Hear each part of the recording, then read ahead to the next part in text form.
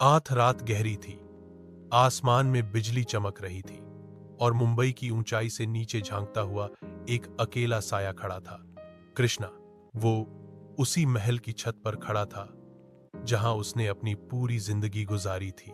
नीचे झांकते हुए उसकी आंखों में कोई डर नहीं था, पर हां, एक गुस्से का समंदर जरूर था। सब कुछ होते हुए भी मैं अधूरा हूं, ये शब्द उसके होठों पर नहीं, उसकी रूह में गूंज रहे थे। उसने अपने बैग की जिप बंद की। उसके अंदर सिर्फ कपड़े नहीं थे, उसमें थी उसकी आजादी। पीछे से आती एक आवाज, कृष्णा, कहा जा रहा है तू।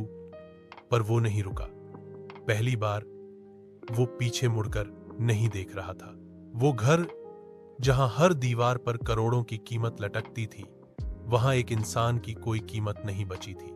उसका पिता विक्रम सिंह देश के सबसे बड़े बिल्डर और पॉलिटिकल पावर हाउस में से एक, लेकिन एक चीज जो वो नहीं बना पाया था, कृष्णा का भरोसा।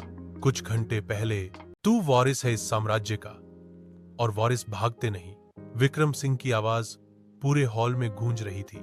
सामने खड़ा था कृष्णा, चुप, शांत, लेकिन उसकी आंखों में लावा उबल रहा था। मैं तुम्हारा बनाया हुआ कठपुतली नहीं हूं पापा। आप मुझे बना सकते हो बिजनेसमैन, लेकिन इंसान नहीं। यह कहना आसान नहीं था, लेकिन कृष्णा को अब किसी चीज से डर नहीं लगता था। ना दौलत से, ना बाप से, ना समाज से। विक्रम सिंह, तेरे पास वो सब कुछ है जो इस दुनिया में लोग सपना देखते हैं, बंगले, गाड़ियां, पावर, नाम, फिर भी तू अधूरा कैसे? कृष्णा धीमे मगर ठोस आवाज में, क्योंकि मैंने कभी वो नहीं पाया जो एक बेटे को मिलना चाहिए। प्यार, भरोसा और अपनी मर्जी से जीने की आजादी।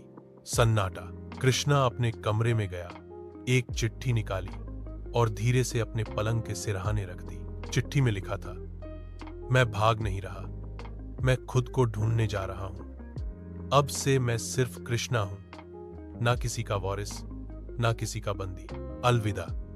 नई सुबह थी, लेकिन सूरज कहीं छुपा हुआ था। कृष्णा अब एक ऐसे शहर में था जहां उसे कोई नहीं जानता था।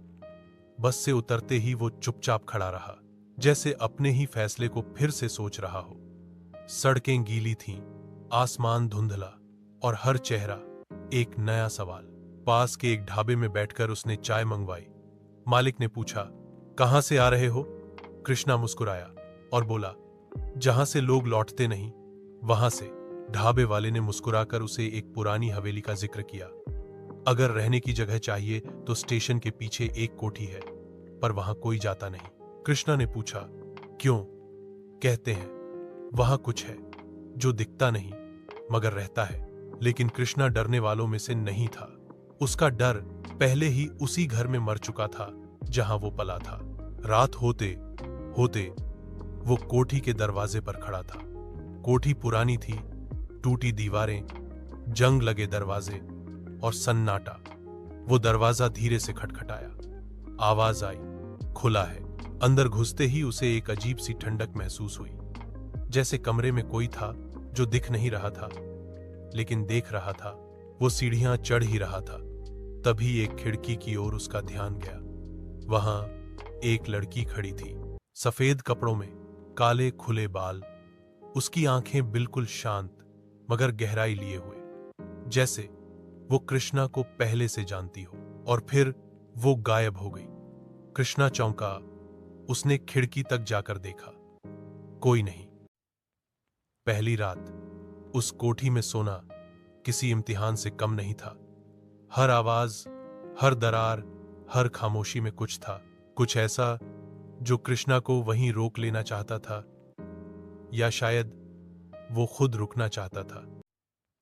अगली सुबह जब कृष्णा की आंख खुली तो सब कुछ सामान्य था, लेकिन उसके सिरहाने एक पुराना गुलाबी रिबन रखा हुआ था। ये कहां से आया? उसने पूरे कमरे में देखा, कोई नहीं। वो उसी खिड़की के पास गया जहां पिछली रात वो लड़की खड़ी थी। अब वहां सिर्फ एक दर्पण रखा था, धूल से भरा, लेकिन उस पर किसी ने उंगली से कुछ लिखा था, मत खोदो वो जो जिंदा है। वो ठिठक गया।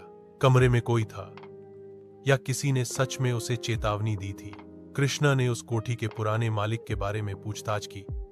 जवाब मिला, वो लड़की जो वहां रहती थी 5 साल पहले गायब हो गई। लड़की?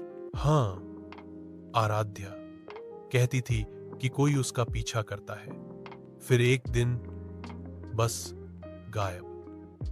वे रात को एक बार फिर वही साया, वही खिड़की और वही लड़की, लेकिन इस बार वो कृष्णा के और करीब थी और उसने कुछ कहा। तू यहां क्यों आया है? कृष्णा ने धीरे से पूछा। तुम कौन हो?